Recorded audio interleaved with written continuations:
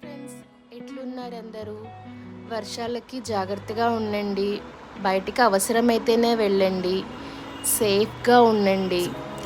సరే, ఈరోజు టాపిక్ ఏంటి అంటే బ్యాచిలర్స్ కూడా ఈజీగా చేసుకునే క్యాప్సికమ్ కర్రీ అండి.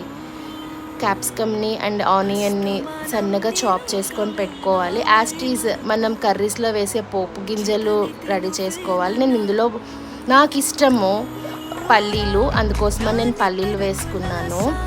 అదేవిధంగా ఇందులో మెయిన్ సీక్రెట్ ఏంటి అంటే పుట్నాల కారం. పుట్నాలు, వెల్లిపాయ, కరివేపాకు, కారం, కొంచెం ఉప్పు వేసి గ్రైండ్ చేశాను అన్నట్లు.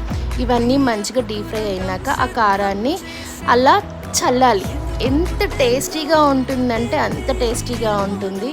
ఈజీగా 5 నుంచి 10 నిమిషాల్లో కర్రీ రెడీ అయిపోతుంది. ట్రై చేయండి.